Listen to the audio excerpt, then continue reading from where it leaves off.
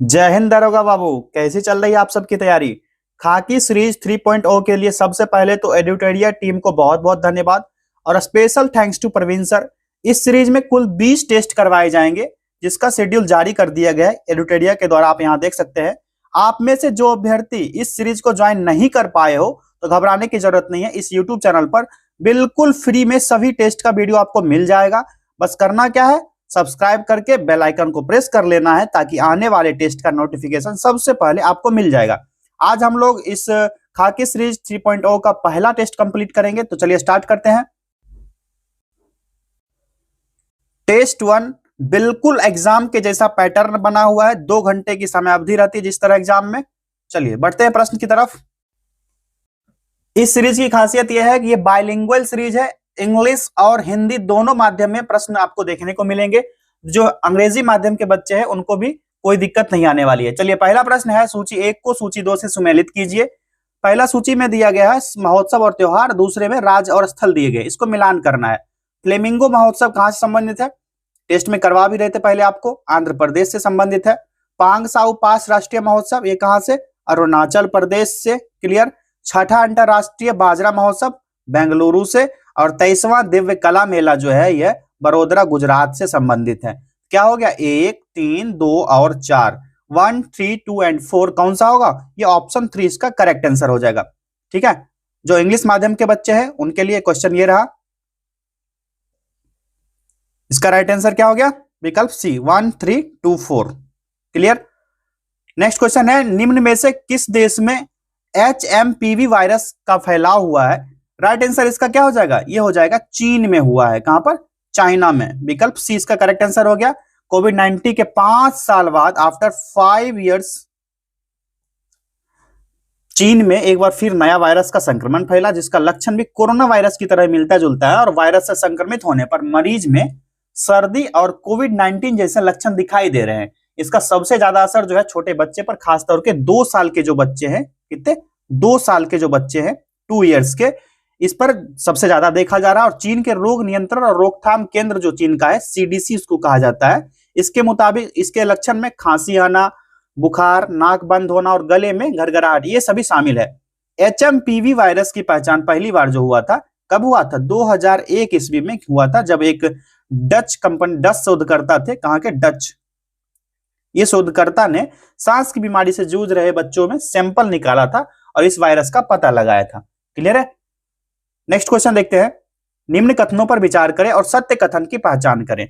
यह स्टेटमेंट दिया गया, कूट की सहायता से यहां पर आपको इसका राइट आंसर चूज करना है। इसका करेक्ट आंसर देख लेते हैं, पहले देख लेते हैं कि कौन सा कथन सही है। अभ्यास ला पेरोस के 4थे संस्करण में INS मुंबई ने भाग लिया, सही है, ये गलत है, सही है, ठीक।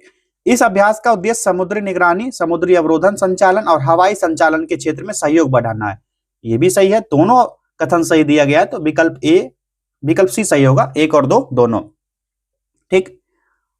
चलिए इंग्लिश मीडियम वाले के लिए आपका प्रश्न ये रहा, both A and B, 1 and 2। Next question, one nation one subscription योजना के संदर्भ में असत्य कथन की पहचान करें। कौन सा होगा, जो केंद्र सरकार की योजना है, 1 जनवरी से वन नेशन वन सब्सक्रिप्शन योजना की शुरुआत की गई, जिससे स्टूडेंट्स और रिसर्च तक डिजिटल पोर्टल के जरिए 30 से ज्यादा बड़े अंतरराष्ट्रीय जर्नल्स तक आसानी से पहुंचा जा सकता है। वन नेशन वन सब्सक्रिप्शन योजना का संचालन सूचना और पुस्तकालय नेटवर्क करेगा, जो विश्वविद्यालय अनुदान आयोग के अंतर्गत आता है, किसके, UGC के अंतर्गत ये आता है। तो ये जो है जितना भी ऑप्शन दिया गया, सारा का सारा ऑप्शन जो है सही दिया गया है, तो इसमें से राइट आंसर क्या हो जाएगा, विकल्प डी, ठीक। इस सारा का सारा ऑप्शन जो है ये सही दिया गया है। चलिए अंग्रेजी माध्यम वालों, आपका प्रश्न ये रहा, करेक्ट आंसर विकल्प डी। नेक्स्ट, किस मंत्रालय ने वर्ष 2025 को सुधार वर्ष के रूप में घोषित किया है। सही जवाब हो जाएगा इसका विकल्प डी, रक्षा मंत्रालय के द्वारा। और वर्तमान में भविष्य के सुधारों को गति देने के लिए रक्षा मंत्रालय ने सर्वसम्मति से 2025 में सुधार वर्ष के रूप में मनाने का निर्णय लिया। इसका उद्देश्य है कि सशस्त्र बल को तकनीकी रूप से उन्नत और युद्ध परिस्थितियों से निपटने के लिए जो बल होता है इसको रूपांतरित करना है, जो बहुक्षेत्रीय एकीकृत संचालन में सक्षम हो सके, ठीक। करेक्ट आंसर विकल्प डी, मिनिस्ट्री ऑफ डिफेंस। चर्चा में रहा विलो नामक एक अत्याधुनिक क्वांटम कंप्यूटिंग चिप जिसके द्वारा विकसित किया गया। ये किसके द्वारा विकसित हुआ है? ये गूगल के द्वारा विकसित किया गया है। यह अत्याधुनिक क्वांटम कंप्यूटिंग चिप है और विलो सुपर कंडक्टिंग जो ट्रांसमोन क्यूबट्स का उपयोग करके कार्य करता है और अत्यंत कम तापमान पर जो क्वांटम व्यवहार प्रदर्शित करने वाले छोटे विद्युत सर्किट होते हैं। इससे पहले जो है ना जटिल गणना को 5 से कम मिनट में, लेस देन 5 मिनट में हर काम को कर लेगा और जिसको पूरा करने में कंप्यूटर को लगभग 10 सेप्टेलियन यानी 10 से 25 वर्ष लगते हैं, उसको ये 5 से भी कम घंटे में कर देगा। क्लियर है? राइट आंसर विकल्प सी गूगल। निम्नलिखित में से कौन सा ही सुमेलित नहीं है? यहां पर गलत कौन सा है? यह तो 78वीं संतोष ट्रॉफी विजेता केरल, ये गलत दिया गया है। ठीक है। आरिफ मोहम्मद खान ने 2 जनवरी 2025 को आधिकारिक रूप से बिहार के 42वें राज्यपाल बने थे। ठीक, आरिफ मोहम्मद खान। ठीक, ये सही है बिल्कुल। दिल्ली सरकार ने पुजारी ग्रंथि सम्मान योजना की शुरुआत की, ये भी कथन सही दिया गया है। मनीष सिंघल को एसओएम का नया सदस्य नियुक्त किया गया, इसी से रिलेटेड है। और पश्चिम बंगाल में केरल को हराकर 78वीं संतोष ट्रॉफी का खिताब जो है जीता पश्चिम बंगाल ने। वेस्ट बंगाल ना कि केरला, केरला नहीं जीता था, वेस्ट बंगाल, इसलिए गलत पूछा जा रहा है, सुमेलित नहीं है, तो ये केरल नहीं होगा, ये होगा। डोम सिटी का निर्माण कहां हो रहा? तो पहली बार डोम सिटी का निर्माण महाकुंभ प्रयागराज में हुआ था। ठीक है, चलिए बढ़ते आगे। राइट आंसर क्या हो? विकल्प सी हुआ। कहां पर हुआ? ये वेस्ट बंगाल का है। ठीक, वेस्ट बंगाल में हुआ था। 38वें खेलों का आयोजन कहां किया गया? इसका सही जवाब हो जाएगा उत्तराखंड में। विकल्प डी इसका सही जवाब हो गया। 14 फरवरी 2025 को 8 जिला के साथ 11 शहर में आयोजित हुआ था। क्लियर है?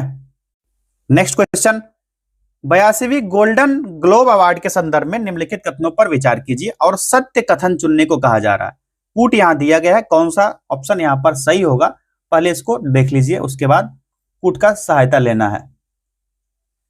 ठीक, गोल्डन ग्लोब पुरस्कार समारोह 82वां संस्करण जो है 5 जनवरी को लॉस एंजल्स में आयोजित किया गया, सही है। द ब्रूटलिस्ट फिल्म को 7 श्रेणियों में नामांकित किया गया, यह भी कथन सही दिया गया है। और फिल्म शोगुन ने टेलीविजन श्रेणी में 4 पुरस्कार जीते, तीसरा स्टेटमेंट भी सही दिया गया है। और शोगुन जो जीता था, तो शोगुन ने सर्वश्रेष्ठ ड्रामा, इसकी सर्वश्रेष्ठ अभिनेत्री कौन थी? अभिनेत्री बनी थी ड्रामा, और सर्वश्रेष्ठ अभिनेता जो है इसका ड्रामा मूवी से ही आया था। और सर्वश्रेष्ठ सहायक अभिनेता की श्रेणी में भी यह ट्रॉफी जीता था, कौन सा? ये ड्रामा मूवी शोगुन। ठीक है, तो सभी कथन जो भी दिया गया सारे के सारे कथन सही है, सारे स्टेटमेंट सही है, तो विकल्प डी इसका राइट आंसर हो जाएगा। ठीक है, क्या? All statements are correct. प्रधानमंत्री मोदी ने सोनमर्ग सुरंग परियोजना का उद्घाटन किया, यह सुरंग कितने किलोमीटर की है? चलिए बताइए आप लोग। 12 किलोमीटर की है यह सुरंग, 2700 करोड़ रुपए की लागत से बना है। कितना? 2700 करोड़ रुपए की लागत से बना है और 6.4 किलोमीटर का यह सुरंग है। ठीक, करेक्ट आंसर विकल्प सी। चलिए आगे बढ़ते हैं। अब कौन कौन से देश को संयुक्त राष्ट्र के अस्थायी सदस्य के रूप में वर्ष 2025-26 कार्यकाल के लिए चुना गया है? इसका सही जवाब हो जाएगा पाकिस्तान, सोमालिया, पनामा, सारे उपर्युक्त सभी हो जाएंगे। All of the above right answer हो गया, उपर्युक्त सभी। जो संयुक्त राष्ट्र सुरक्षा परिषद है यूएनएससी के अस्थायी सदस्य के रूप में पाकिस्तान और 4 देश और ही थे जो 2 वर्षीय कार्यकाल जहां शुरू किया गया था, जून में हुआ चुनाव 2025-26 कार्यकाल के लिए। तो महासभा में जून के चुनाव में पाकिस्तान को, डेनमार्क, ग्रीस, पनामा, सोमालिया को चुना गया।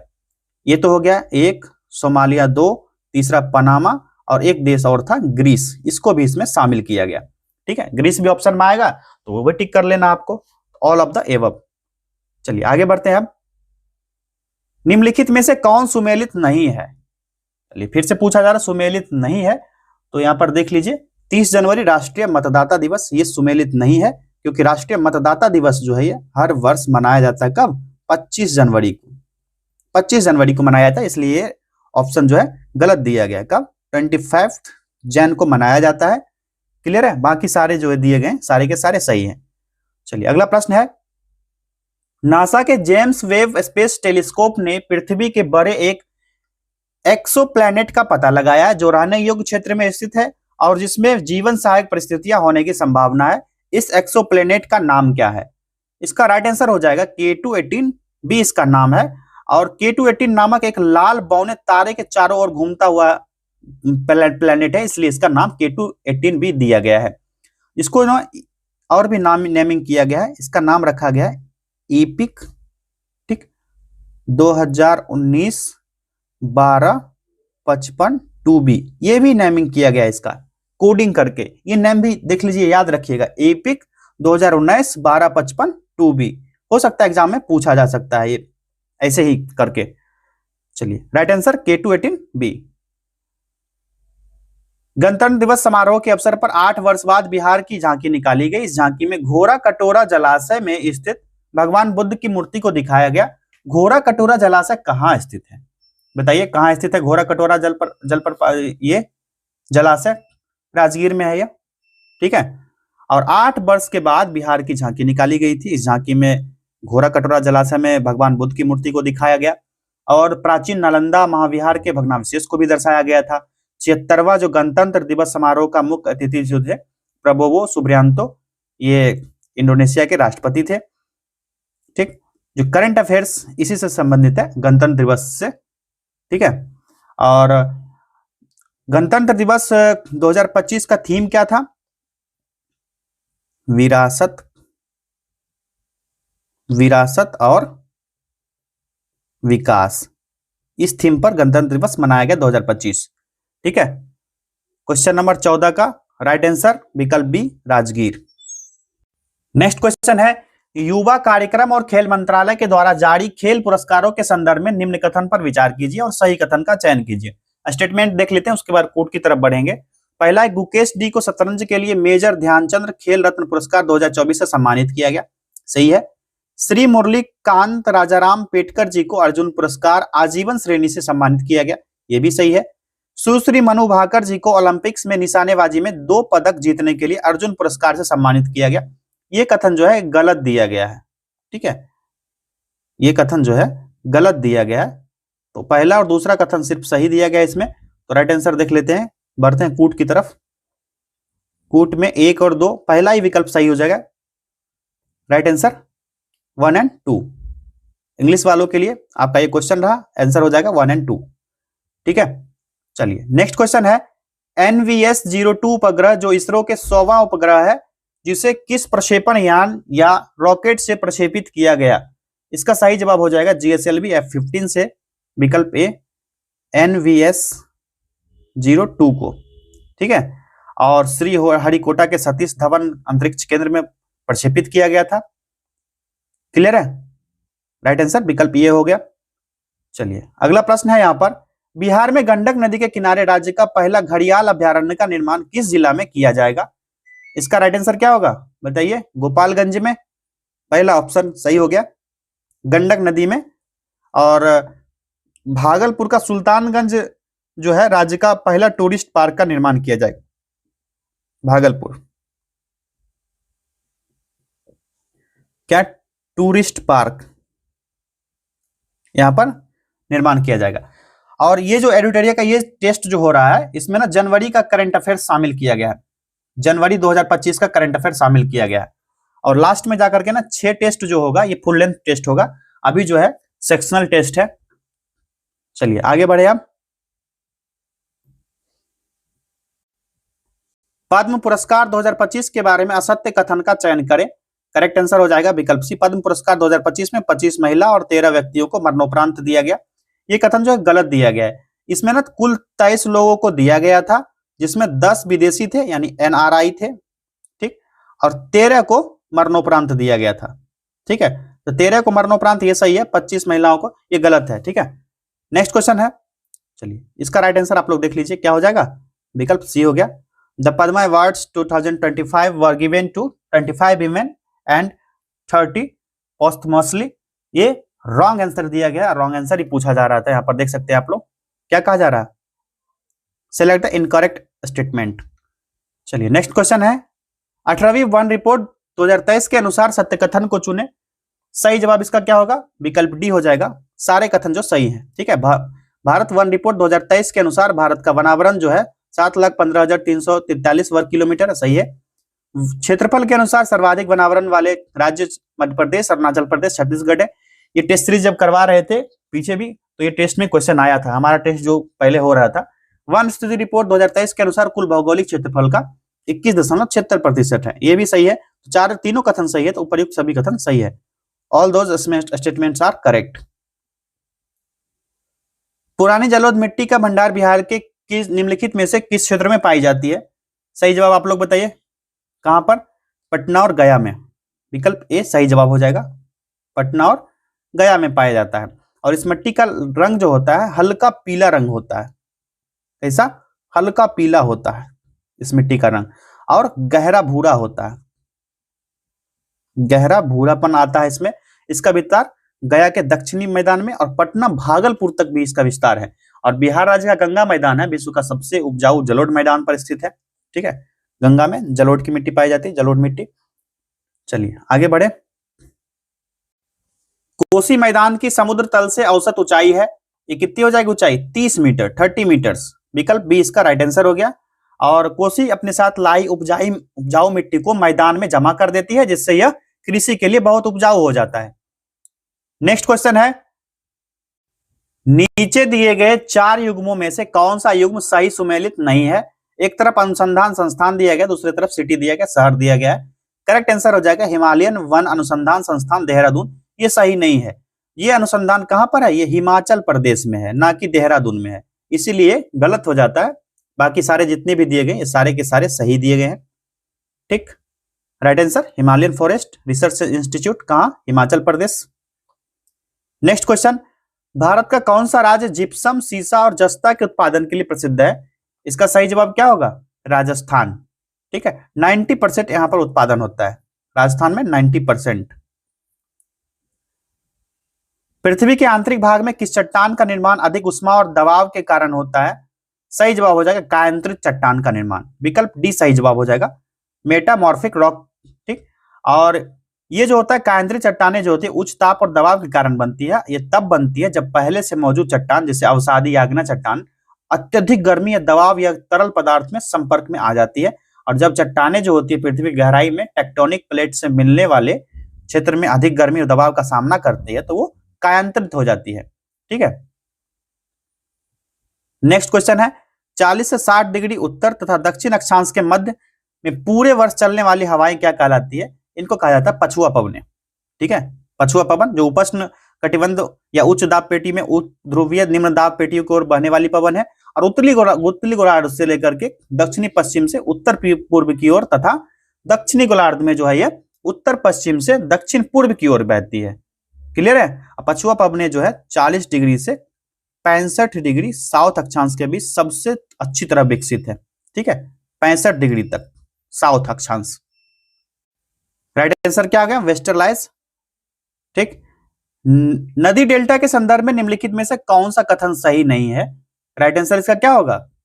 विकल्प सी हो जाएगा, क्योंकि केवल जो नील नदी का डेल्टा है विश्व का सबसे बड़ा डेल्टा है। बाकी ये जो दिया गया कथन, एक डेल्टा का निर्माण तब होता है जब एक नदी धीमी गति बहने वाले जल निकाय जैसे समुद्र या झील से मिलती है। कथन जो है ये कथन जो है ना सही दिया गया है। ठीक है, एक स्टेटमेंट जो दिया गया बिल्कुल सही दिया गया, ये स्टेटमेंट गलत दिया गया। नील नदी का डेल्टा विश्व का सबसे बड़ा डेल्टा है। नील डेल्टा जो है ना नदी के मुहाने पर उसके द्वारा बहाकर लाया गया अवसाद के निक्षेपण से बनी त्रिभुजाकार आकृति होती है, इस टाइप का। यहाँ से जैसे आएगी मिट्टी यहाँ पर जमा हो जाएगी, ये आकृति बनेगी। और डेल्टा शब्द का जो जनक है हेरोडोटस को माना जाता है, हेरोडोटस को माना जाता है।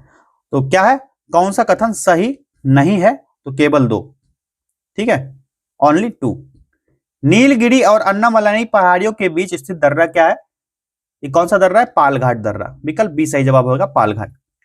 निम्नलिखित में से भारत का कौन सा राज्य अपनी सीमा 3 देश नेपाल, भूटान और चीन के साथ साझा करता है? इसका करेक्ट आंसर बताइए आप लोग, कौन सा होगा? ये हो जाएगा सिक्किम।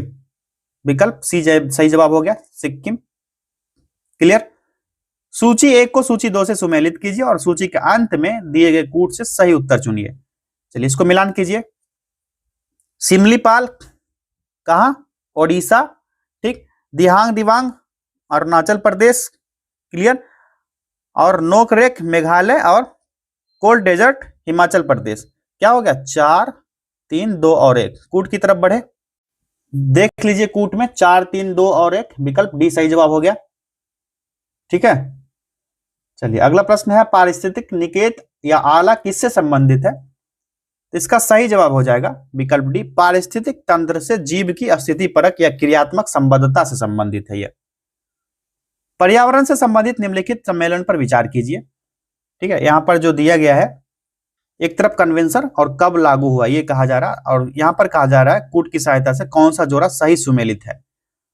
बेसल कन्वेंशन मई 1992 में हुआ था, जिसका उद्देश्य खतरनाक और अन्य प्रकार के कचरे के सीमा पार परिवहन और निपटान को नियंत्रित करना था।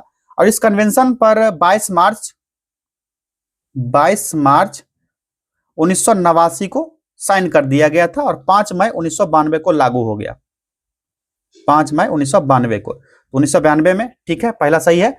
रॉटरडैम कन्वेंशन फरवरी 2004 में, एक अंतर्राष्ट्रीय संधि है जो मानव स्वास्थ्य और पर्यावरण की सुरक्षा के लिए खतरनाक रसायन के अंतर्राष्ट्रीय व्यापार में शामिल देश के बीच जो पूर्व सूचित सहमति है यानी पीआईसी है, इस प्रक्रिया के माध्यम से साझा जिम्मेवारी को बढ़ावा देती है।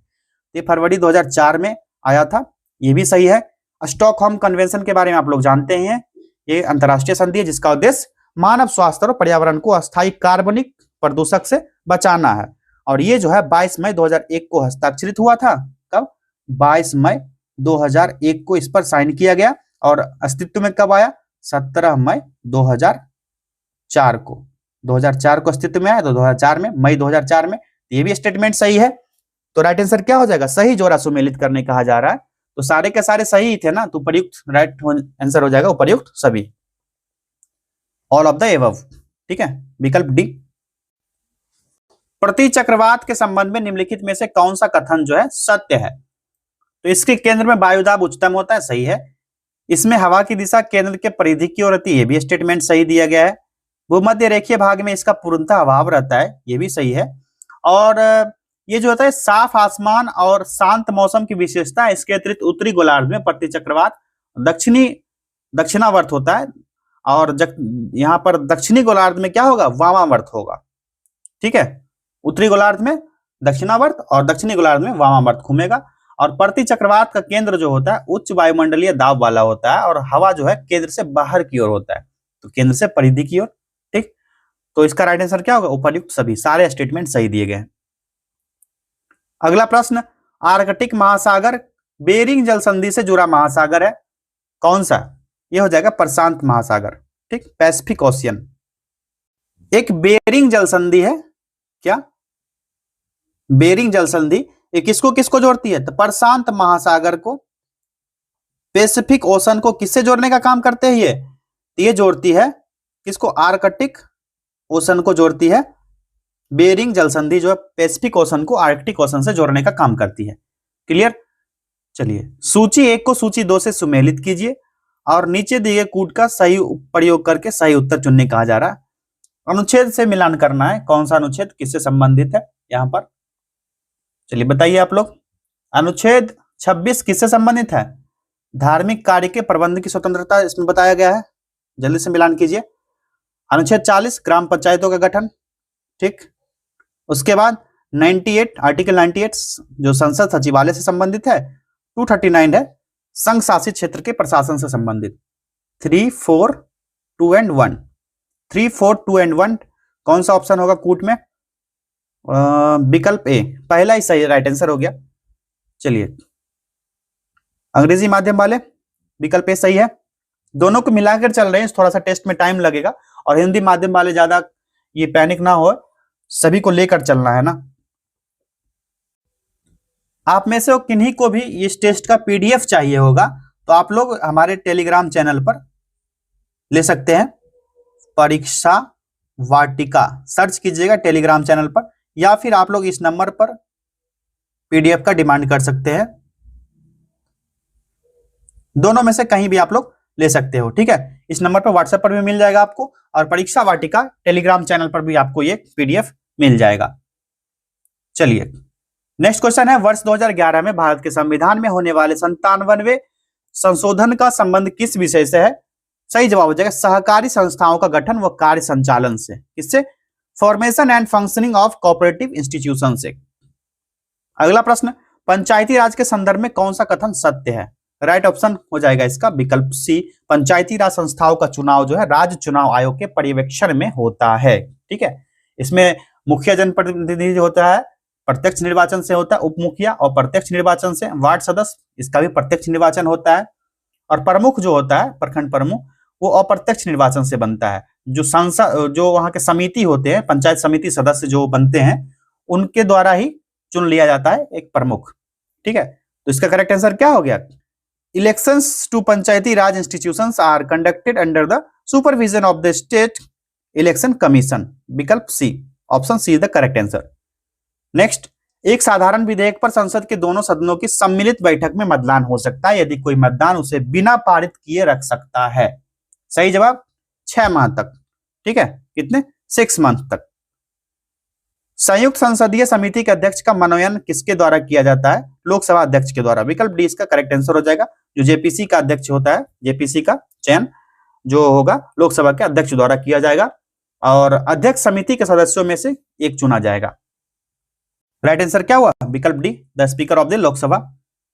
1919 भारत शासन अधिनियम के संदर्भ में द्वैध शासन का क्या अर्थ है? बताइए क्या होगा? तो न्यायपालिका और विधायिका को शक्ति नहीं, केंद्रीकृत शासन प्रणाली ये भी गलत है, दोहरी राजशाही प्रणाली ये भी गलत दिया गया, सारे के सारे गलत है। जो द्वैध शासन है इसका तात्पर्य होता है कि भारत सरकार अधिनियम 1919 द्वारा शुरू की गई द्वैध शासन प्रणाली, यह जो है ब्रिटिश भारत में एक महत्वपूर्ण संवैधानिक सुधार था जिसका उद्देश्य धीरे धीरे स्वशासन की शुरुआत करना था। और इस प्रणाली में क्या हुआ था? प्रशासन के विषयों को 2 श्रेणी में विभाजित कर दिया गया। पहला था हस्तांतरित विषय, ठीक, हस्तांतरित विषय था पहला, और दूसरे विषय को शामिल किया गया जो आरक्षित विषय थे, आरक्षित विषय थे जो रिजर्व्ड थे। ठीक है, क्लियर है? तो जो निर्वाचित भारतीय मंत्रियों और प्रांतों में ब्रिटिश अधिकारियों के बीच शक्तियों को इस विभाजन को दोहरा नियंत्रण कहा जाता है, इसी के वजह से दोहरा नियंत्रण कहा जाता है। और हस्तांतरित विषय में शिक्षा, स्वास्थ्य और कृषि को रखा गया, इसको एजुकेशन, हेल्थ और एग्रीकल्चर को रखा गया। क्लियर है? और प्रशासन विधान परिषद के प्रति जवाबदेह भारतीय मंत्रियों को इसके संदर्भ में जाना गया। क्लियर है? और आरक्षित विषय में कानून व्यवस्था को रखा गया, किसको? कानून को, कानून व्यवस्था हो गया और वित्त व्यवस्था हो गया, फाइनेंशियल सिस्टम को रखा गया, राजस्व व्यवस्था, इन सबको इसमें शामिल किया गया था। और ये जो है उनकी कार्यकारी परिषद में प्रत्यक्ष नियंत्रण में रह सकता था। जो ब्रिटिश भारत की प्रांतीय सरकार में द्वैध प्रशासन जो द्वैध शासन प्रणाली लागू हुआ था वो लोकतांत्रिक विकेंद्रीकरण की दिशा में एक कदम था। हालांकि भारतीय मंत्री को दी गई सीमित शक्तियों के कारण इसकी आलोचना भी हुई थी। यहाँ पर कोई भी ऑप्शन जो है ना सही नहीं दिया गया, तो विकल्प डी इसका राइट आंसर होगा, इनमें से कोई नहीं, none of this. Next, Rajya Sabha के बारे में निम्नलिखित में से कौन सा कथन सही नहीं है पूछा जा रहा है। तो इसके 1/3 सदस्य प्रत्येक वर्ष सेवानिवृत्त होते हैं, विकल्प डी, ये जो कथन है गलत दिया गया। जो एक अस्थायी निकाय है राज्यसभा, आप सभी को पता है 3 अप्रैल 1952 को विधिवत रूप से गठित किया गया था और राज्यसभा में 12 सदस्यों को राष्ट्रपति द्वारा नामित किया जाता है। ठीक है, और 1/3 सदस्य जो है 1/3 मेंबर जो है 2 वर्ष बाद सेवानिवृत्त हो जाते हैं। ठीक, करेक्ट? तो राइट आंसर क्या हो जाएगा? विकल्प डी। क्यों? कि प्रत्येक वर्ष सेवानिवृत्त होते हैं, ये कहा जा रहा है क्योंकि ये होता है प्रत्येक 2 वर्ष बाद सेवानिवृत्त होते हैं 1/3 मेंबर। यहां पर एक एक चीज को ध्यान रखना है आपको। भारतीय संविधान द्वारा प्रदत्त निम्न में से कौन सा अधिकार गैर नागरिकों को भी उपलब्ध है? सही जवाब हो जाएगा संवैधानिक निराकरण का अधिकार, विकल्प ए। आर्टिकल 14, 20, 21, 22 और 25, 27 ये सभी है गैर नागरिक और नागरिक दोनों को प्राप्त है भारत में। क्लियर है? और संवैधानिक निराकरण का अधिकार भी गैर नागरिक को प्राप्त है, विकल्प ए सही जवाब हो गया, राइट टू कॉन्स्टिट्यूशनल रेमेडीज। चलिए आगे बढ़ते हैं। अब भारत के संविधान का भाग 14 संबंधित है किससे? संघ और राज्य के अधीन सेवाओं से संबंधित है, विकल्प बी सही जवाब हो जाएगा। ठीक है, विकल्प B, service under the union of the states. ठीक, क्लियर है? यहां पर एक चीज आप जान लीजिए, 1 2 3 4 भाग तो लगभग सबको पता ही रहता है। आप बताइए भाग 5 किससे संबंधित है? ये संघ से संबंधित है भाग 5, अनुच्छेद 52 से लेकर 151 तक। छठा राज्य से संबंधित है भाग 6, आर्टिकल 152 से लेकर के 237 तक। इसको रिवीजन करवा दे रहा हूं मैं आपको, ठीक है। आप लोग कमेंट कीजिएगा भाग जो 7 है किससे संबंधित है, भाग 8 किससे संबंधित है? ये संघ राज्य क्षेत्र से संबंधित है, संघ राज्य क्षेत्र से संबंधित है, आर्टिकल 239 से लेकर के 242 तक। क्लियर है? इसी तरह और भी है भाग 9 10 11 12 आगे जितने भी हैं, आप लोग इसको ना ध्यान से एक बार देख लीजिएगा, क्योंकि सारा चीज बताना स्टार्ट करूंगा टेस्ट में तो बहुत लंबा टेस्ट हो जाएगा। उस चीज को देख लीजिए आप लोग। चलिए आगे बढ़ते हैं। अंकित पंक्ति में ऊपर से 19वें स्थान पर और नीचे से 25वें स्थान पर है, तो पंक्ति में कुल व्यक्तियों की संख्या ज्ञात करने कहा जा रहा है। ठीक है, क्या कहा जा रहा है? ऊपर से 19वें स्थान पर, ये 19वां स्थान है, तो इससे पहले कितने होंगे? 18 होंगे। और नीचे से अंकित कौन से स्थान पर है? नीचे से अंकित कौन से स्थान पर? 25वें स्थान पर है, यानी ये 25वां स्थान पर है, तो इससे पहले 24 होंगे। तो अकॉर्डिंग टू क्वेश्चंस क्या होगा कि कौन से स्थान में? तो 18 प्लस 1 अंकित हो गया प्लस 24, कितना हो गया? 18 1 19, 19 20, 39 4 43, 43, टोटल 43 हो जाएगा। क्लियर है? उस शब्द का चयन कीजिए जिसे दिए गए शब्द के अक्षरों का प्रयोग करके नहीं बनाया जा सकता। नोट वर्थी, ये क्वेश्चन ना मैं करवाया हूं और ये ना एडुटेरिया में रिपीटेड क्वेश्चन है। आप लोग मेरा टेस्ट देखिए जाकर के दरोगा का, ठीक है, उसमें मैं बहुत सारे क्वेश्चन इसमें रिपीटेड आ रहे हैं, जो कि मैं आज से 2-3 महीने पहले करवा चुका हूं। तो ये शब्द दिया गया ए अक्षर जो है, अक्षर ए उपलब्ध नहीं है, तो हेट शब्द को जो है दिए गए शब्द के अक्षर का प्रयोग करके नहीं बनाया जा सकता है, हेट को। ठीक है, क्योंकि यहां पर ए नहीं है, इसमें ए नहीं था, तो हेट नहीं बनेगा, नहीं बनाया जा सकता, ये पूछा जा रहा था ना। चलिए अगला प्रश्न है, अंग्रेजी का एक प्रश्न पूछा जाता है और एक हिंदी से पूछा जाता है प्रश्न। Select the appropriate option that express the given sentence in the indirect. The shopkeeper said to him, don't you know that I am your friend. क्या बनेगा इसका indirect speech? The shopkeeper asked him if I did not know that he was his friend. पहला ही option इसका correct हो गया। आपको है ना एक बात मैं बता देता हूं आपके हेल्पिंग के लिए, जो एडीओ का टेस्ट हम लोग करवा रहे हैं, एडीओ का, उसमें पहला पेपर जो है हिंदी और अंग्रेजी से संबंधित है। 30 प्रश्न अंग्रेजी से और 70 प्रश्न हिंदी से पूछे जाते हैं।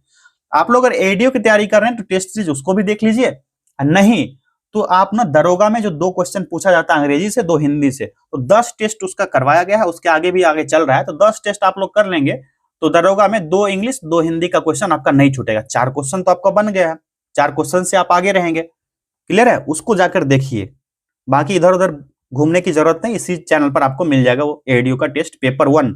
ठीक है, या फिर सर्च कर सकते हैं आप लोग बीपीएससी एडीओ पेपर 1 परीक्षा वाटिका, आपको मिल जाएगा, सारा टेस्ट मिल जाएगा। लगभग 15-16 टेस्ट हो चुका होगा उसमें।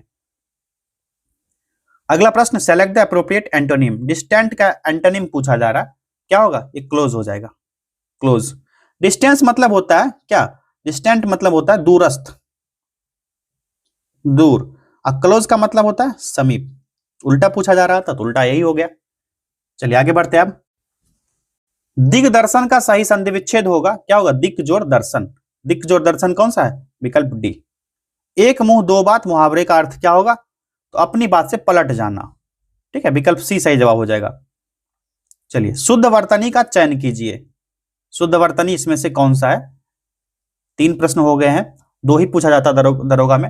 ये होता है दीर्घायु, जो दिया गया ये सही है, दीर्घायु। ठीक, चलिए अगला है, इस वाले स्थान पर क्या आएगा?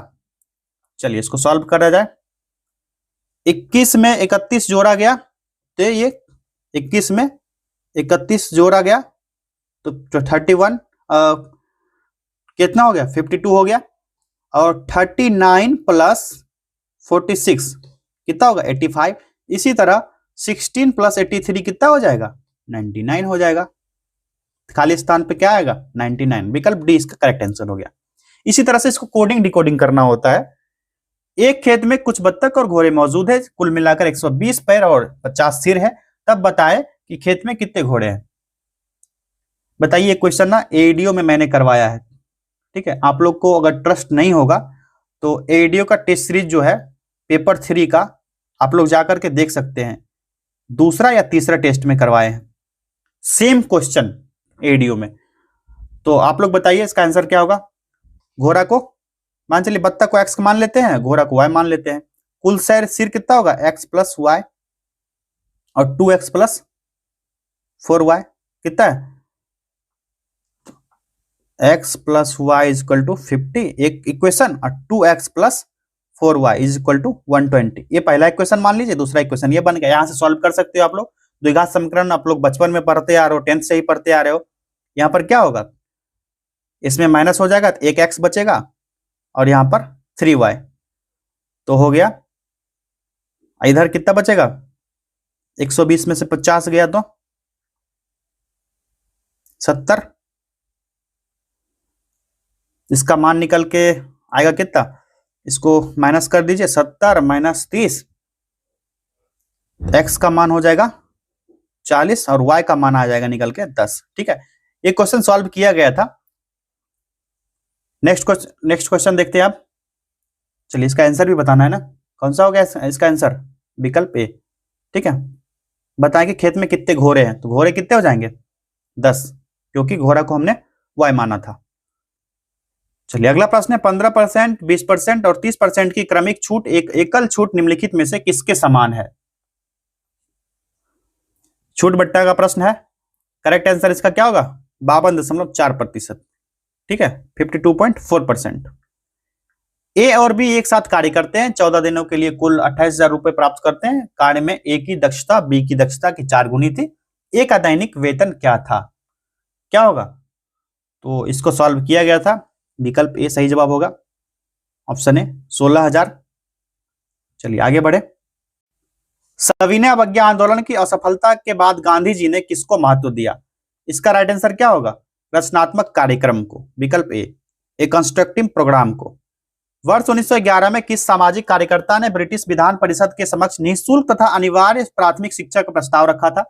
इसका सही जवाब हो जाएगा विकल्प बी, गोपाल कृष्ण गोखले ने। क्लियर। मध्यकाल में जौनपुर में स्वतंत्र सरकी राजवंश की स्थापना किसने की? वेरी इजी आंसर, मलिक उल सर्क ने किया था। पहला ही विकल्प सही हो जाएगा। अधिक संख्या में दफनाए गए बच्चों के शवदान प्राप्त हुए हैं कहां से? यह मिला है जोरवे संस्कृति से, जोरवे कल्चर से मिला है, जो पश्चिम भारत में मुख्य रूप से महाराष्ट्र और मध्य प्रदेश के मालवा क्षेत्र में फैला है। प्रति व्यक्ति आय के बारे में सत्य कथन का चुनाव करें। पर कैपिटा इनकम, तो यह राष्ट्र में प्रति व्यक्ति अर्जित धन की राशि है, सही है। यह जनसंख्या के जीवन स्तर का मूल्यांकन करता है, सही है। यह पूरी आबादी के जीवन की गुणवत्ता का प्रतिनिधित्व करता है। सारे सही हो गए। विकल्प डी हो जाएगा उपर्युक्त में से सभी। क्या हो गया? All of the ever. English वाले आप लोग को लेकर चल रहा हूं मैं। हरे पौधे सूर्य के प्रकाश की ऊर्जा का कितना प्रतिशत ग्रहण करते हैं और उसे खाद्य ऊर्जा में परिवर्तित करते हैं? बताइए, सही जवाब हो जाएगा 1%, 1%। जो पृथ्वी की सूर्य होते विशाल ऊर्जा निकलती है और पौधे का इसका पूरा भाग उपयोग नहीं हो पाता है। उसका ऊर्जा का केवल 10 से 20% ही रासायनिक ऊर्जा में बदल पाता है और पृथ्वी का फूड चेन उत्पादन सीमित होता है, इसलिए 1%। ठीक है, 1% ओनली। सूची 1 को सूची 2 से सुमेलित कीजिए और नीचे दिए गए कूट की सहायता से सही उत्तर का चयन कीजिए। एक तरफ धातु, दूसरी तरफ संबंधित रोग दिया गया है। कौन सी धातु से संबंधित कौन सा रोग हो? आर्सेनिक मस्तिष्क सूजन से संबंधित है, मस्तिष्क सूजन से। कैडमियम से संबंधित कौन सा है? हड्डियों में कमजोरी होगी, हड्डियों में कमजोरी। और पॉलीविनाइल क्लोराइड, ये फेफड़े का कैंसर इसका कारण बनेगा। और बेरियम श्वसन संबंधी समस्या से रिलेटेड है। 2, 3, 1 और 4। चलिए कूट देखते हैं। 2, 3, 1 और 4, पहला ही विकल्प इसका करेक्ट है। ठीक, इसको भी मिलान कर दूं, 2, 3, 1 एंड 4, पहला ही विकल्प करेक्ट। चलिए आगे बढ़े। सामान्य ठंड में निम्नलिखित में से कौन नासिका संकुलन यानी कॉग्निशन के लिए उत्तरदायी है? कॉन्गेशन के लिए। तो इसका राइट आंसर क्या होगा? बताइए आप लोग। वेट करूं? कमेंट करोगे आप लोग? हिस्टामिन हो जाएगा, विकल्प बी हिस्टामिन। तो सर्दी, एलर्जी या संक्रमण के दौरान शरीर द्वारा हिस्टामाइन रिलीज होने के कारण नाक की जो रक्त वाहिका होती है फैल जाती है और म्यूकस झिल्ली में, जो म्यूकस झिल्ली होती है उसमें सूजन आती है, जिससे नाक बंद हो जाता है, वेरी इजी, और नाक बहने लगता है, छींकने लगता है और खुजली जैसा लक्षण दिखाई देता है।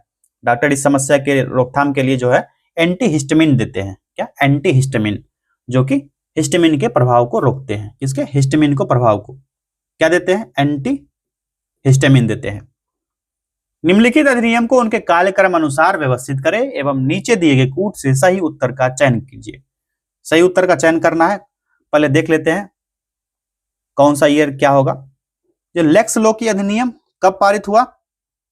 1850 में आया।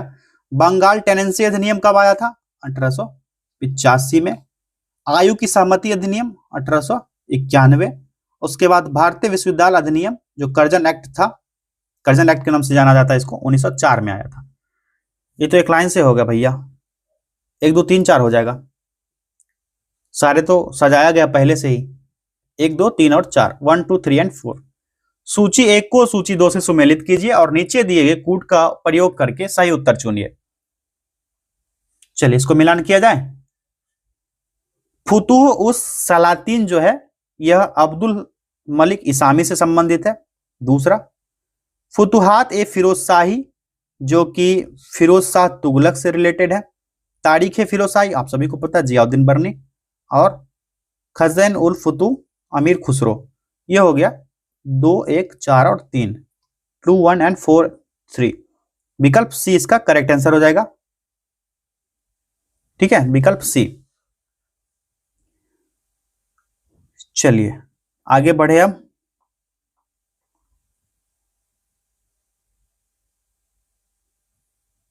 नेक्स्ट क्वेश्चन की तरफ बढ़ा जाए। अनंतराज सागर जलाशय का निर्माण किस वंश के शासकों द्वारा किया गया था? इसका राइट आंसर क्या होगा? विजयनगर साम्राज्य के द्वारा किया गया था। जो टैंक या रिजर्वायर था, जो जलाशय था, यह मध्यकालीन दक्षिण भारत के जल संरचना प्रणाली का एक महत्वपूर्ण उदाहरण माना जाता है और इसका निर्माण जो है विजयनगर साम्राज्य के शासनकाल के दौरान कराया गया था, 14वीं से 17वीं सेंचुरी के बीच। क्लियर है? विजयनगर। गिजाली किसके शासन में प्रसिद्ध रचनाकार थे? गिजाली जो है अकबर के संबंधित है, अकबर से समकालीन थे और यह एक साहित्यकार रचनाकार थे। फारसी साहित्य लिखते थे, कविता, आशिकाना शायरी के लिए जाने जाते थे। ठीक है, कौन? गिजाली। तुलसी के पौधे का औषधीय महत्व किसके उपस्थिति के कारण होती है? यह होता है फिनोल और फ्लोवोनॉइड्स के कारण। विकल्प डी करेक्ट आंसर है। ठीक है, फिनोल्स एंड फ्लेवोनॉइड्स। निम्नलिखित में से किस एक कोशिकीय कोशिकांग में डीएनए होता है? इसमें होता है डीएनए, बताइए आप लोग। ये होता है सूत्रकणिका, केंद्रक और हरित लवक में। पहला ही विकल्प सही जवाब हो जाएगा। और न्यूक्लियस क्या होता है? कि कोशिका का एक नियंत्रित केंद्र है, कोशिका का एक नियंत्रित केंद्र है। क्या? केंद्रक। यहाँ क्रोमोसोम के रूप में डीएनए मौजूद रहता है और यूकैरियोटिक कोशिका में अधिकांश डीएनए कहां होता है? ये होता है केंद्रक में। क्लियर है? और केंद्रक का यह डीएनए माता पिता के प्राप्त आनुवंशिक लक्षण का नियंत्रित होता है। ठीक। और माइक्रोकॉन्ड्रिया क्या होता है? ये सूत्रकणिका क्या होता है? तो सूत्रकणिका, इसको ना कोशिका का ऊर्जा ग्रह कहा जाता है, यानी पावर हाउस कहा जाता है। इसमें अपना माइटोकॉन्ड्रियल डीएनए यानी एमटी डीएनए मौजूद होता है। एमटी डीएनए इसमें मौजूद होता है। किसमें? सूत्रकणिका में। चलिए, और एक बच गया हरित लवक। हरित लवक यानी क्लोरोप्लास्ट, इसके बारे में जानते हैं, पौधों में पाया जाता है और जिसको क्लोरोप्लास्ट कहा जाता है। अपना डीएनए इसका होता है सीपी डीएनए होता है, इसका अपना पर्सनल डीएनए होता है सीपी डीएनए। और ये जो है डीएनए प्रकाश संश्लेषण के लिए आवश्यक प्रोटीन बनाता है। और माइटोकॉन्ड्रिया और क्लोरोप्लास्ट दोनों को जो है अर्ध स्वायत्त कोशिकांग कहा जाता है, क्योंकि इसमें भी अपना डीएनए होता है। इन दोनों को एक्सट्रीमली सॉरी, सूत्रकणिका और केंद्रक को। सही है? चलिए, पहला विकल्प सही हो गया। बढ़ते हैं अब आगे। निम्नलिखित में से कौन सी विधि राष्ट्रीय आय आकलन के विधियों में से एक नहीं है? यह हो जाएगा वितरण विधि। ठीक है, वितरण विधि। उत्पाद विधि जो है 1 वर्ष में देश में सभी जितने भी अंतिम वस्तु और सेवाओं का कुल मूल्य होता है और मुख्य घटक इसका क्या होता है? अंतिम उत्पादन मूल्य संवर्धन, उत्पाद विधि में। ठीक है। आय विधि क्या होता है? तो आय विधि में होता है उत्पादन कारकों द्वारा अर्जित कुल आय होता है, जो वेतन, किराया, ब्याज, लाभ ये सम्मिलित होता है। ऐसे संबंधित सेक्टर की बात की जाए तो इनकम विश्लेषण से संबंधित है। व्यय विधि में क्या होगा? तो व्यय विधि में अंतिम वस्तु और सेवाओं पर कुल खर्च होता है। इसका फॉर्मूला होता है C + I + G + X - M। इसका फॉर्मूला होता है व्यय विधि का। तो वितरण विधि जो इसमें सम्मिलित नहीं होगा। क्लियर है? कौन सा विकल्प है? Distribution method. निम्नलिखित घटनाओं पर विचार करें तथा इन्हें सही काल अनुक्रम में व्यवस्थित कीजिए, सबसे पहले से प्रारंभ करते हुए आखिरी गतिविधि तक। चलिए इसको सजा लेते हैं। पाई मैसॉन की खोज, सबसे पहले देखते हैं इलेक्ट्रॉन की खोज 1897 में, जो सामने दिख रहा है 97 में जे थॉमसन ने की थी, और कैथोड रेज नली का प्रयोग किया था इन्होंने, ये पता है आपको। उसके बाद प्रोटॉन की खोज कब की गई? 1917 में। ठीक। न्यूट्रॉन की खोज, अब प्रोटॉन की खोज किसने की? रदरफोर्ड ने, पता है। न्यूट्रॉन की खोज किसने की थी? 1932 ईस्वी में किया गया था जेम्स चैडविक के द्वारा, जिसमें बेरिलियम पर अल्फा कण की बमबारी की थी और एक निष्प्रभावी एक न्यूट्रल कण निकला जिसको न्यूट्रॉन कहा गया था। पाई मैसॉन की खोज कब हुई थी? तो एक प्रकार का मैसॉन कण है 1947 में, एक्सट्रीमली सॉरी 47 में, 47 में किया गया था इसकी खोज। किसने की थी? CF पॉवेल ने, CF पॉवेल ने इसकी खोज की थी। ठीक है, पाई मैसॉन की। तो क्या कहा जा रहा है? सबसे पहले से प्रारंभ करते हुए आखिरी गतिविधि तक। तो सबसे पहले कौन सा होगा? तो सबसे पहले हो गया कौन? इलेक्ट्रॉन 1897, उसके बाद प्रोटॉन 1917, फिर न्यूट्रॉन, उसके बाद 1947। यह हो गया 3, 4, 2 एंड 1। 3, 4, 2 एंड 1 कौन सा है? विकल्प C सही जवाब हो गया। चलिए अगला प्रश्न है, निम्नलिखित में से कौन सा आधुनिक भारतीय इतिहास में घटनाओं के सही कालानुक्रमिक क्रम को इंगित करता है? इसका राइट आंसर बताइए क्या होगा? सही जवाब हो जाएगा विकल्प C, मार्ले मिंटो सुधार, जलियांवाला बाग हत्याकांड। मार्ले मिंटो सुधार 1909, जलियांवाला बाग हत्याकांड 1919 में हुआ था ना, 13 अप्रैल का डेट था। गांधी इरविन समझौता 5 मार्च 1931। अगस्त प्रस्ताव कब आया था बताइए आप लोग? 1940 में, अगस्त 1940 में। ठीक है, ये अनुक्रम सही है, 9, 19, 31, 40। चलिए नेक्स्ट क्वेश्चन की तरफ बढ़े। किस स्वतंत्रता संग्राम सेनानी ने लाठी और अखाड़ा क्लब की स्थापना की थी? इनका क्या नाम था? तो सही जवाब इसका हो जाएगा, बताइए आप लोग क्या होगा इसका राइट आंसर? बाल गंगाधर तिलक, विकल्प डी इसका राइट आंसर हो गया। और इसका उद्देश्य था कि भारतीय युवाओं में शारीरिक प्रशिक्षण और राष्ट्रीय चेतना को बढ़ाना। नेक्स्ट क्वेश्चन, सैयद वंश के सुल्तानों का सही कालानुक्रम क्या है? सैयद वंश की स्थापना कब हुई थी? 1414 में। यह चीज पहले क्लियर कर लीजिए। खिज्र खान 1414 से लेकर के 1421 तक गद्दी पर रहा। फिर दूसरा क्या है? मुबारक शाह 1421 से लेकर के 1434 तक गद्दी पर संभाला इसने। उसके बाद मुबारक शाह है ना, तो मुबारक शाह जो है, एक्सट्रीमली सॉरी, मुबारक शाह संभाला था 1421 से। मुबारक शाह जो है इस चीज को संभाला था। मैं यहां पर इसको नोट आउट कर देता हूं। 1421 से 1434 तक मुबारक शाह रहा था गद्दी पर। और अलाउद्दीन आलम शाह जो है, अलाउद्दीन आलम शाह, यह 1445 से लेकर के 1451 तक गद्दी पर रहा। अब मोहम्मद शाह का शासनकाल था 1434 से लेकर के 1445 तक। अब देखिए सही कालानुक्रम क्या होगा? तो पहले पर आ जाएगा खिज्र खान। ठीक, पहले पर खिज्र खान। दूसरे पर कौन आएगा? ये आ जाएगा मुबारक शाह 21 के बाद 34 तक। दूसरे पर ये हो जाएगा 3, ऑप्शन 3 ना। चलिए उसके बाद कौन आएगा? मोहम्मद शाह 2। उसके बाद अलाउद्दीन आलम शाह 1, 3, 2 और 4 कौन सा है देख लीजिए आप लोग। विकल्प सी इसका करेक्ट आंसर हो जाएगा। 1, 3, 2 और 4, 1, 3, 2 एंड 4। निम्नलिखित में से कौन गुप्तकालीन प्रशासनिक विभाजन का सही अनुक्रम है? राइट आंसर हो जाएगा भुक्ति, विषय, विधि, ग्राम। ये तो बहुत दिनों से करते आ रहे हो आप लोग क्वेश्चन। भुक्ति मतलब सबसे बड़ा प्रभाव होता था, ये सबसे बड़ा होता था। ये विषय जो होता था ये प्रांत या जिला से संबंधित होता था, प्रांत या जिला से संबंधित होता था। विथि क्या होता था, नगर या कस्बा, कस्बा से संबंधित। ग्राम गांव से संबंधित होता था, गांव या आसपास का क्षेत्र। ठीक है, पहला ही विकल्प सही। यूपीएससी में पूछा अगर प्रश्न है, ये 2021 यूपीएससी में पूछा गया था प्रश्न। ठीक है, ये ध्यान रखना आपको। नैनो टेक्नोलॉजी का जनक किसे माना जाता है, रिचर्ड फेनमैन को जाना जाता है। विकल्प सी इसका करेक्ट आंसर।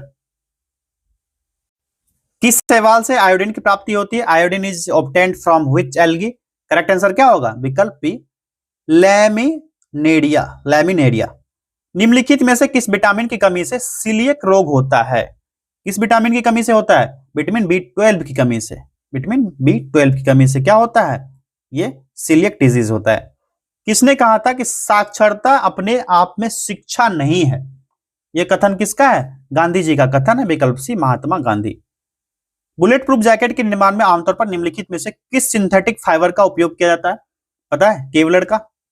ये क्वेश्चन भी करवाए थे दरोगा में, ये रिपीटेड क्वेश्चन आ रहा है। विकल्प डी केवलर का यूज किया जाता है, और एक अत्यंत मजबूत सिंथेटिक फाइबर जिसका उपयोग है ना, बुलेट प्रूफ जैकेट हो गया, हेलमेट हो गया, या सुरक्षा उपकरण में बनाने में अक्सर ये किया जाता है। ये ना पॉलीएमाइड होता है, पॉलीएरामिड होता है ये, और जो बहुत हल्का, लचीला और इस्पात से 5 गुना अधिक मजबूत होता है, ये स्टील से भी मजबूत होता है। कौन सा कार्य जो है मॉडुला ऑब्लोंगेटा द्वारा नियंत्रित होता है, करेक्ट आंसर हो जाएगा क्या चीज, छींकना, खांसना, उल्टी करना, सारे हो जाएंगे। विकल्प D all of the above. निम्नलिखित में से कौन सा वेद विभिन्न देवताओं को प्रस्तुत की जाने वाली प्रार्थनाओं का संग्रह है, करेक्ट आंसर हो जाएगा ऋग्वेद। कौन सा, ऋग्वेद। इसमें अग्नि, इंद्र, मित्र, वरुण और अन्य देवताओं को प्रस्तुत की जाने वाली प्रार्थनाओं का संग्रह किया गया है। चलिए, प्रशासन के संदर्भ में निम्नलिखित को सुमेलित कीजिए, क्या होगा, दीवाने अर्ज वित्त विभाग से संबंधित है, सही है। दीवाने रसालत जो है ये किससे, विदेशी विभाग से। उसके बाद दीवाने इंसा संचार मंत्री, और दीवाने विजारत सैन्य विभाग। क्या हो गया, सी ए बी डी ए। ठीक है, इसको फिर से मिलान किया जाए एक बार। दीवाने अर्ज किससे संबंधित है, सैन्य विभाग से। दीवाने रसालत किससे संबंधित है, तो विदेशी मंत्रालय से, सही है, बिल्कुल क्लियर। दीवाने इंसा संचार मंत्री, सही चल रहे थे हम लोग, सी बी डी और ए। ठीक है, सी बी डी ए और ए कौन सा होगा, पहला ऑप्शन सही जो है। चलिए, अंग्रेजी वालों ऑप्शन ए क्वेश्चन आप लोग देख लो। इंडिपेंडेंट लेबर पार्टी का गठन किसने किया था, भीमराव अंबेडकर ने। देखते एक साथ आंसर टिक कीजिए। भीमराव अंबेडकर ने 1936 में बनाया था, कहां पर, मुंबई में। क्लियर। शेविंग क्रीम की मृदुता किसके द्वारा संवर्धित की जाती है, पोटेशियम कार्बोनेट के द्वारा, पोटेशियम बाइकार्बोनेट के द्वारा ये यूज किया जाता है। चलिए आगे की क्वेश्चन देखो, देखें। फिलोसोफर्स वूल यशद पुष्प रासायनिक दृष्टि से क्या है, ये क्या है, तो ये जिंक ऑक्साइड है। विकल्प ए जिंक ऑक्साइड है, और इसे हवा में जिंक को गर्म करके बनाया जाता है। निम्नलिखित में से किस शैवाल को ग्रीन मोल्ड के नाम से जाना जाता है, यह है पेनिसिलियम, पेनिसिलियम। विकल्प डी इसका करेक्ट आंसर हो जाएगा। और ये शैवाल की श्रेणी में रखा जाता है, एल्गी की श्रेणी में, शैवाल या एल्गी की श्रेणी में रखा जाता है। किस ग्रंथ को तमिल साहित्य का बाइबिल या तमिल साहित्य का आधार ग्रंथ माना जाता है, यह है तिरुक्कुरल को, ऑप्शन सी तिरुक्कुरल। ठीक है, 1330 दोहा, इसमें दोहा, दोहा को ही इसको ना, इसमें ना कुरल कहा जाता है, दोहा या कुरल जो भी कहिए, इसका संग्रह है यह। शल्य क्रिया में पट्टियों के रूप में किसका प्रयोग किया जाता है, कैल्शियम फॉस्फेट का। विकल्प D right answer, calcium phosphate. ठीक है, जो गॉज उपयोग होता है, इसे कॉटन गॉज बैंडेज के नाम से भी जाना जाता है। नीचे दिए का मिलान करें और सही उत्तर चुनने कहा जा रहा है। चलिए मिलान कीजिए। ऑर्निथोलॉजी किससे संबंधित है, पक्षियों के अध्ययन से। ठीक, ऑस्टियोलॉजी हड्डियों का विज्ञान, लेपिडियोलॉजी तितलियों का अध्ययन, और माइकोलॉजी, अरे भाई सब तो सही मिलान किया गया। ए बी, इसका राइट आंसर क्या हो जाएगा, ए बी सी और डी, सारे के सारे सही मिलान किए गए थे। ठीक है, सारे मिलान सही किए गए हैं, सारे के सारे सही हैं, बिल्कुल सही हैं। चलिए आगे के प्रश्न देखते हैं। क्या हो गया, सारे मिलान सही है अंग्रेजी वालों। सारे सही। पालों और प्रतिहारों के प्रशासन के संदर्भ में उपरिका शब्द का क्या तात्पर्य है? तो ये भुक्ति या प्रांत का प्रमुख होता है। ठीक है, भुक्ति या प्रांत का प्रमुख होता है। क्या होता है? हेड ऑफ भुक्ति और प्रोविंस। कर्तन जो स्लैश होता है, दहन यानी बर्न कृषि प्रणाली को भारत में किस राज्य में बेवर के नाम से जाना जाता है? तो यह है मध्य प्रदेश में जाना जाता है। मध्य प्रदेश में इसको बेवर या दहिया के नाम से जाना जाता है। एक प्रकार का स्थानांतरित कृषि है जहां कृषि के भूमि साफ करने के लिए प्राकृतिक वनस्पति को काटकर जलाया जाता है। कहां पर? मध्य प्रदेश में। Pakistan and the partition of India पुस्तक के लेखक कौन है? ये बार बार आ रहा है। इसके लेखक कौन है? भीमराव अंबेडकर। पहला विकल्प सही है, BR अंबेडकर। इसमें पाकिस्तान बनने के कारण, हिंदू मुस्लिम संबंध, ब्रिटिश नीति का गहन विश्लेषण किया गया है इस पुस्तक में। 1961 में बेलग्रेड में गुटनिरपेक्ष आंदोलन का प्रथम सम्मेलन में कुल कितने देशों ने भाग लिया? वेरी इजी, 25 कंट्रीज ने भाग लिया। विकल्प 20 का सही जवाब हो जाएगा। और नैम के प्रमुख संस्थापक नेता कौन कौन से थे? तो जवाहरलाल नेहरू थे भारत से, इंडिया से JL नेहरू। और भी देश थे, युगोस्लाविया से टीटो थे, मिस्र से नासिर, और इंडोनेशिया से सुकार्नो थे, और घाना से क्वामे नक्रुमा। ये सभी वहां के संस्थापक नेता थे इस नैम संगठन का। चलिए नेक्स्ट क्वेश्चन की तरफ बढ़े। Total 25 countries. इंग्लिश वालों, वह जलीय पौधा जिसे प्रायः जल प्लावित धान के खेत में जैव उर्वरक के रूप में प्रयोग में लाया जाता है वह क्या है?